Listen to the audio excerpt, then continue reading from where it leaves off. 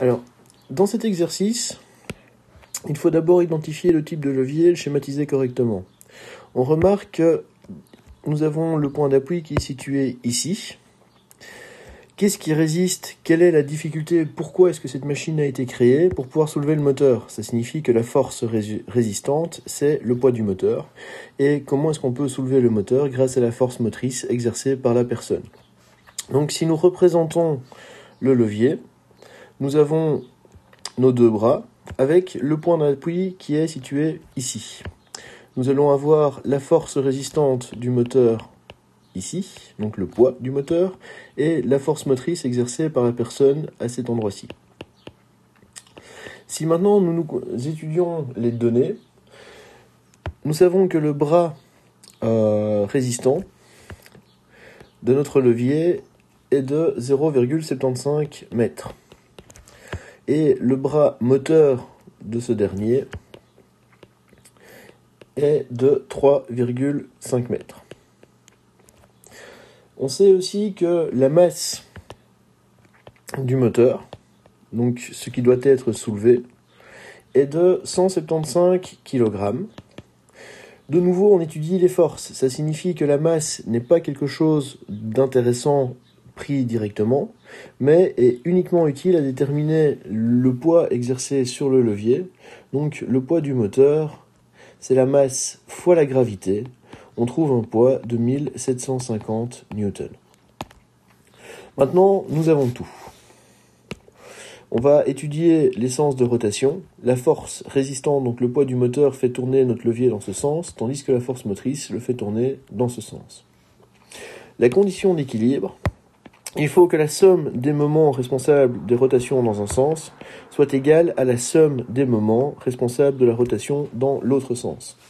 Ici, qu'est-ce qui tourne dans le sens trigonométrique?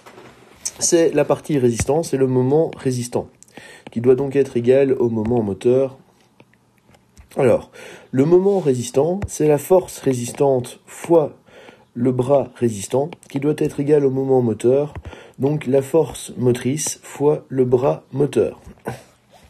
Maintenant que nous avons notre équation, nous allons pouvoir venir remplacer les données. La force résistante, c'est le poids du moteur, elle vaut 1750 newtons, fois le bras résistant, 0,75 mètres, qui est égal à la force motrice, notre inconnue, donc ce qu'on veut trouver, fois le bras moteur, 3,5 mètres.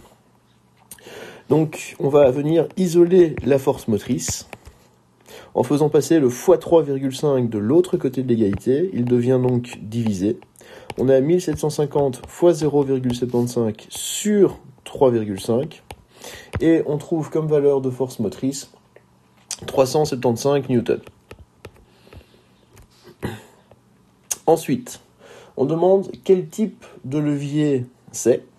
Donc si on regarde, on va avoir la force résistante, donc ce qui résiste, puis le point d'appui et la force motrice. Donc si on note les différents éléments, j'ai l'élément résistant, ensuite le point d'appui et l'élément moteur. Qu'est-ce qu'il y a entre? C'est le point d'appui, c'est un levier de type inter-appui.